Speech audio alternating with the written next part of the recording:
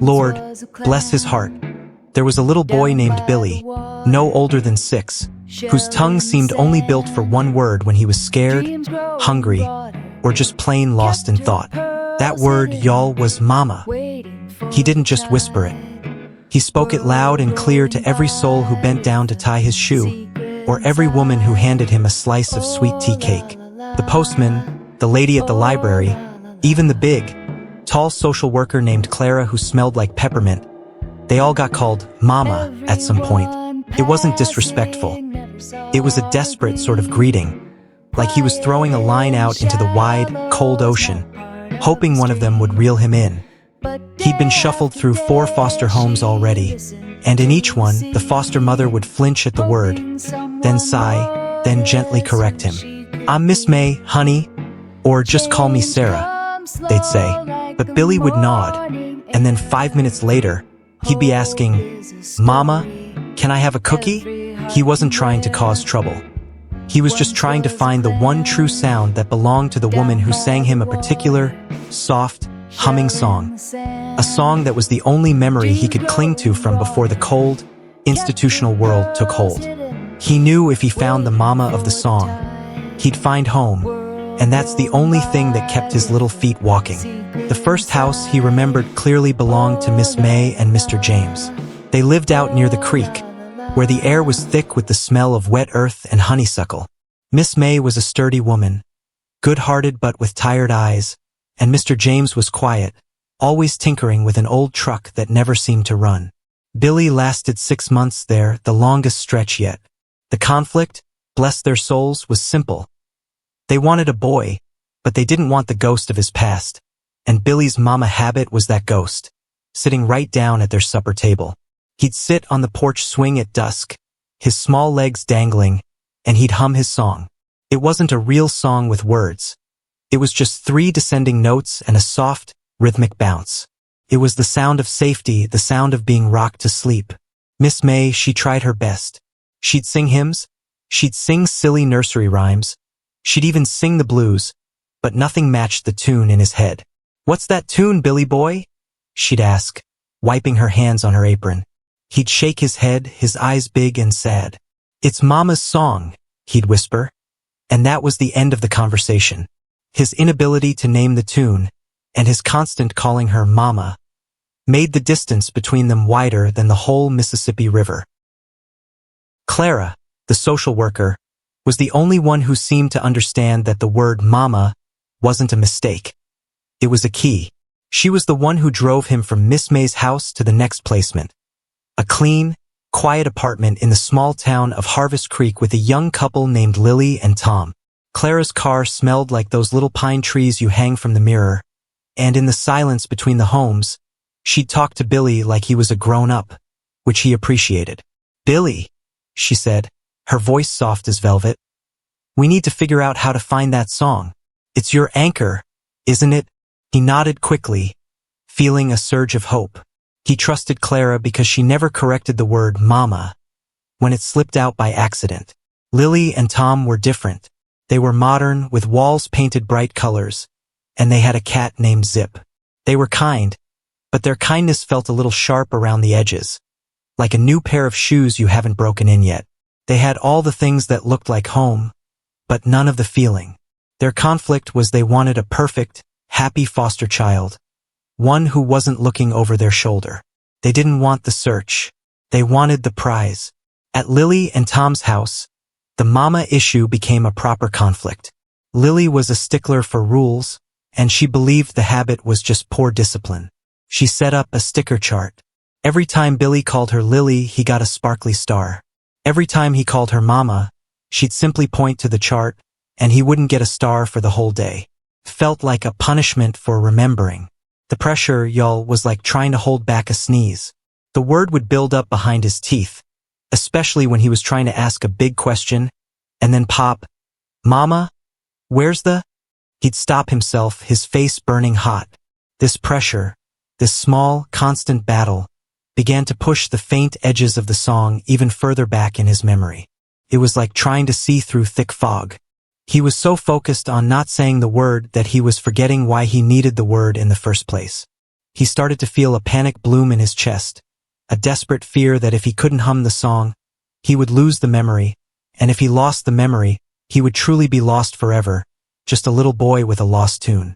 One evening, Tom, who was quieter but more observant than Lily, found Billy sitting in the closet, holding a dusty, old children's book. The book wasn't his, it was Lily's from when she was small, and it had a faded inscription inside. Billy was just tracing the picture of a big oak tree on the cover, humming his three-note melody.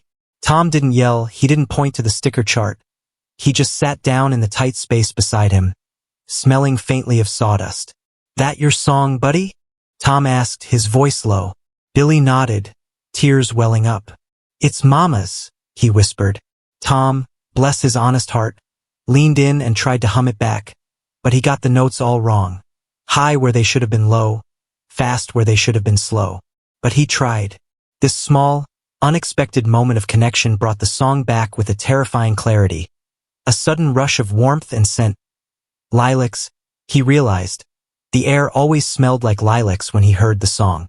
"Lilacs," Billy mumbled, surprised by the word. Tom looked puzzled. "Lilacs? We don't have lilacs here, Billy. Only pines." But the scent was real to Billy, and it was the first new clue he had pulled out of the subconscious fog of memory. A new thread. When Clara came for her next visit, she found Billy standing by the front window, drawing furiously with a crayon. He wasn't drawing a house or a car. He was drawing a lilac bush, huge, purple, and bursting with flowers, right next to an open window. He explained to her about the smell and how it came with the song. Clara, who was sharp as a tack, didn't dismiss it. She knew a memory when she saw one. She asked him to hum the song again, and this time, she pulled out her phone, recording the small, mournful tune. "This is it, Billy," she declared, her eyes shining. "This is our map." She explained that they could play the recording for people and maybe, just maybe, someone would recognize the unusual melody. The conflict with Lily and Tom, however, came to a head right then. Lily walked in, saw the frantic drawing of the lilac bush, and snapped. "We are trying to help him move forward, Clara, not dwell on fantasies," she said, her voice tight. Lily insisted Billy was emotionally unstable, and that she couldn't maintain his placement if he kept this fixation. It was a moment of true sadness, for Billy realized that even though Tom had been kind, Lily's need for control was going to push him out, confirming that he was, yet again, searching alone. The fifth home was with an older woman named Miss Hattie, who lived in a small, dusty house that sat like a stone sentinel right by the old railroad tracks. Miss Hattie was a woman who didn't talk much, but she understood silence. She had hands that were rough from years of gardening, and a way of moving that was slow and deliberate, like she was thinking hard about every step.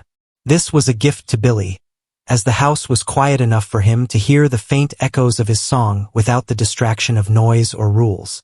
Miss Hattie didn't care if he called her Mama, or Hattie, or even the Queen of Sheba. She just cared that he ate his peas and didn't leave the screen door open for the flies. She was his neutral ground. The one problem, the core conflict here, was that Miss Hattie was hard of hearing. He would hum the song, loud and clear, sitting on the bottom step, but she would just smile vaguely and say, "That's a nice sound, dear. Is that the crickets I hear?" He realized his map, the recorded tune, was useless here. He was alone with his secret, trapped in a silent, dusty house, and the desperation to find the singer began to feel heavy, like carrying a sack of wet river stones on his back. One hot afternoon, when the air shimmered and even the cicadas sounded tired, Billy was sitting on the porch, waiting for the train to rumble by. An old man, bent over a cane and wearing overalls cleaner than any cloud, stopped by the fence. He introduced himself as Mr. Jebb. He lived down the road in the only house with a bright blue roof. Mr. Jebb was curious about the boy at Miss Hattie's, as nobody new came to this part of the county much. Billy, feeling a surge of bravery fueled by loneliness, finally spoke to him, calling him, naturally, Mama, as he pointed to the train track. Mr. Jebb chuckled, a dry, wheezing sound. "I ain't your mama, son, but I can tell you a thing or two." Billy, quickly correcting himself, then hummed his 3 notes, hoping against hope the old man's ears were better than Hattie's. Mr. Jebb stopped chuckling. He straightened his back, his eyes going distant, focused on something 20 years away. "Well, I'll be," he murmured, taking off his hat. "That tune. That's the Lullaby of Lilacs." The name struck Billy like a thunderbolt, giving form to his floating memory. The song had a name. Mr. Jebb explained that the revelation from Mr. Jebb was the first real breakthrough. The song wasn't just a private memory. It was a piece of local history, a shared secret among the old cotton mill families. Billy felt the creative energy flowing now, knowing that the song tied his mama to a specific, tangible place. He peppered Mr. Jebb with questions: who sang it, when, and where. Mr. Jebb, hesitant at first, eventually warmed up, enjoying the chance to reminisce. He mentioned a woman named Eliza. "Sweetest voice you ever did hear Eliza had," he recalled, chewing slowly on a piece of licorice. "She used to work the night shift, and she'd sing that Lullaby of Lilacs to her little one, right there in the yard when the moon was full. She lived just up the road, in the yellow clapboard house near the old water tower." He paused, a cloud passing over his face. "But that was a long time ago, son. Eliza moved on, or maybe she didn't." The ambiguity in Mr. Jebb's voice, that subtle southern refusal to speak ill or speak too much of tragedy, sent a shiver of fear through Billy. But he had a name, a house, and a destination. The yellow clapboard house. He had to go. The yellow clapboard house was just a short walk down the railroad track, past the overgrown pecan trees. Billy, without asking permission from Miss Hattie, set off one blistering hot morning, clutching a small, smooth river stone in his hand for courage. As he walked, he practiced saying Eliza in his mind, testing the new name, seeing if it felt like the word mama. Didn't, not exactly, but it felt close. It felt like hope. The house, when he finally saw it, was faded and sad, the yellow paint peeling like sunburned skin, and the clapboard siding bowed with age. And there it was, the lilac bush. It was overgrown, almost wild, but unmistakable, the leaves dark green and heavy, though it was out of season for the purple blooms. Billy stood at the edge of the yard, his heart beating like a trapped bird. The place looked abandoned, but a faint, almost imperceptible rhythmic sound drifted from an open, dark window. It wasn't the song, but a creaking steady, like a rocking chair. This was the moment of high suspense, y'all. He knew someone was inside, hidden in the shadows of the forgotten house, perhaps the very mama he'd been calling out to the world. Billy crept into the yard, pushing aside the tall weeds that had started to reclaim the porch. The creaking grew louder, a slow, patient sound. He was afraid, his subconscious screaming at him to turn back, but the desire to hear the Lullaby of Lilacs one more time was stronger than any fear. He peered through the dusty, cracked pane of the window. Sitting in the gloom, rocking in a high-backed wooden chair, was an old woman. Her hair was white as cotton, and she was small and frail, wrapped in a crocheted shawl even though it was summer. She wasn't singing. She was just rocking, her eyes closed. Billy's small, clear voice cut through the heavy silence. "Mama?" he asked, not to her face, but to the closed door, testing the name one last time. The rocking stopped. The old woman's eyes fluttered open. They were the startling blue of cornflowers, and she looked right through the dusty glass, straight at him. The conflict was immediate. Recognition versus the old woman, whose name turned out to be Mrs. Willow, didn't get up, but she beckoned him in with a crooked finger. The inside of the house smelled of old books and something faintly sweet, like dried apples. Billy walked in, feeling the quiet reverence of the place. He was instantly captivated by the room. Every surface was covered with small, hand-painted wooden items. Tiny birds, small houses, little children, all painted in muted blues and yellows. Mrs. Willow, observing his wide-eyed wonder, finally spoke, her voice thin as spun sugar. "You're Miss Hattie's boy, ain't ya?" Billy shook his head. "I'm Billy. I'm looking for the lady who sang the Lullaby of Lilacs." He hummed the tune for her. Mrs. Willow's hands, resting on the arms of the rocker, began to tremble. Her blue eyes filled up with tears, not sad tears, but tears of deep, ancient memory. "Lord have mercy," she whispered, her voice cracking. "That's Eliza's song." Only Eliza sang that particular rhythm. Billy felt the truth approaching, closer than it had ever been. The truth of the song that felt like it was woven into the fabric of his own skin. And the synergy of his memory and her recognition was almost too much for his small heart to bear. Mrs. Willow explained that Eliza was her daughter, and she had lived in this house until a tragedy struck 5 years ago. Billy, desperate for details, could only ask about the child. "Did Eliza have a little boy, Mama?" he asked, the words slipping out in his frantic need. Mrs. Willow didn't flinch this time. She just sighed, her chest rising and falling slowly. "Eliza had a baby boy," she confirmed.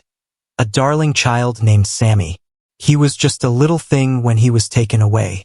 When the accident happened, the state said they couldn't find any family willing or able to take him, so they placed him in the system." She explained that Eliza had been the kindest, most loving mother, but that tragedy had swallowed her whole.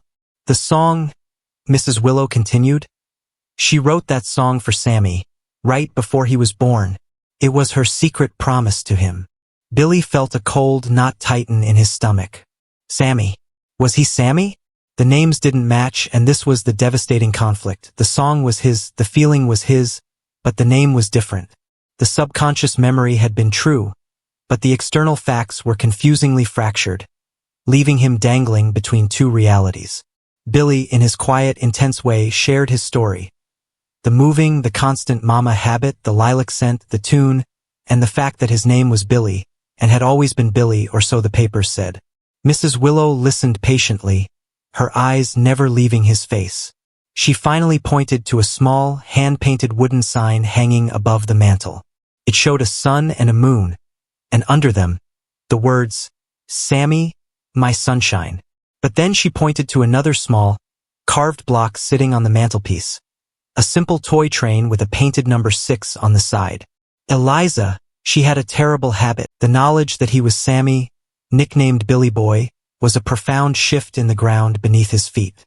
It wasn't just a new fact. It was the completion of his original self. Mrs. Willow, seeing the storm of realization on his face, pulled him close and didn't try to explain or correct the name when he buried his face in her shawl and whispered, "Mama." It was the first time that word felt perfectly and completely right, even though she was his grandmother. This moment was the heart of the story, the emotional climax of his personal journey. He didn't find his mother, Eliza, but he found the source of the unconditional love, the very place the song had been born. But the narrative conflict wasn't entirely resolved. The state believed Sammy was untraceable, a child of the system, and Mrs. Willow was too old and frail to fight the vast bureaucracy of the Child Welfare Service. The truth was known, but the legal and social reality remained a massive wall between Billy/Sammy and his newfound family. He was still Miss Hattie's foster child, and he couldn't just stay in the yellow clapboard house. Mrs. Willow, however, was a woman of silent, persistent strength, a quality Billy recognized in himself. She didn't let the legal complications extinguish the small flame of hope. She called Clara, the social worker, on her ancient telephone, and Clara, recognizing the sincerity and the sheer improbability of Billy having found his grandmother, promised to investigate. In the meantime, Mrs. Willow had an idea that accessed Billy's creative synergy. She told him about the accident, a terrible storm that had caused a flash flood, washing away parts of the old mill town and taking Eliza with it. She showed Billy the wooden items, explaining that Eliza had carved and painted them to sell at the town market. "She made them to buy pretty clothes for you, Sammy," she said. Mrs. Willow asked Billy to take up the paintbrush, to learn the craft, to paint the little birds in Eliza's style. A small, tangible connection to the mama he'd lost. It was a way for him to grieve and connect simultaneously, pouring his deep subconscious need into the vibrant, simple colors of the folk art. Everyone passing never saw her gleam, quiet in the shallows, not part of the stream. But day after day she listened to the sea, hoping someone noticed who she could be. Change comes slow like the morning air. Hope is a story every heart can wear. Billy's days now fell into a gentle, rhythmic pattern. He'd walk the short distance from Miss Hattie's quiet house to Mrs. Willow's yellow house right after breakfast, and he'd sit at the sun-drenched table, carefully painting the tiny wings of wooden bluebirds. He still called Miss Hattie Mama when he was leaving, and he called Mrs. Willow Mama when he arrived. No one corrected him. They just understood that the word was now a title, a sign of deep affection and need, a verbal ritual of his searching heart. The conflict shifted from an internal, identity-based struggle to an external, bureaucratic one. Clara was working the paperwork, but the wheels of the state moved slower than a molasses spill in winter. Billy started to grow worried. What if they decided Mrs. Willow was too old? What if they just moved him to the next county, away from the Lilacs, away from the Lullaby, away from the only person who remembered his real mama? The possibility of a second, permanent loss cast a long, scary shadow over his newfound peace, reminding him of how fragile happiness could be in the system. Mr. Jebb, seeing the change in Billy, and hearing the rumors about the little boy finding his grandmother, decided to step in.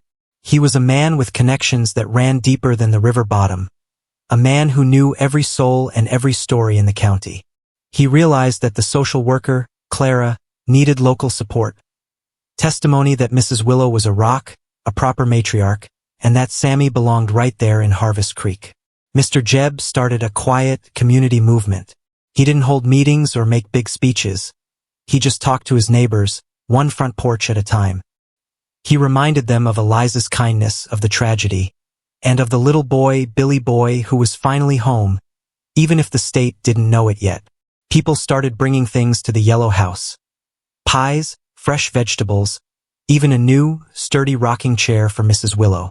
This wave of down-home community synergy was the unexpected plot twist, showing Billy that the love he sought wasn't just in one person, but spread out like warm butter across the whole community, ready to claim him as their own.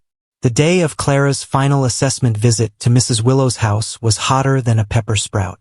Billy sat on the porch swing, his wooden birds neatly arranged in a row. He wore the anxiety like a tight, scratchy wool shirt. Clara arrived, but she wasn't alone. Miss Hattie and Mr. Jebb were with her, standing like two quiet sentinels. Clara explained that the state needed to see a plan, and they needed assurances that Mrs. Willow, despite her age, would not be alone. That's when the community plan swung into action. Miss Hattie announced, "I've offered to come over every day. I can do the driving and the heavy lifting, and I'll make sure Sammy here gets to school." Mr. Jebb added, "And I'll be teaching the boy how to fix things and how to tell a good story, and that is a fine education, I guarantee." The moment was tense, a confrontation between cold government rules and warm community heart. Billy watched, realizing this was the fight for his soul, a fight being waged not by him, but by the kind souls who finally understood that his calling out Mama was a prayer, and they were the answer.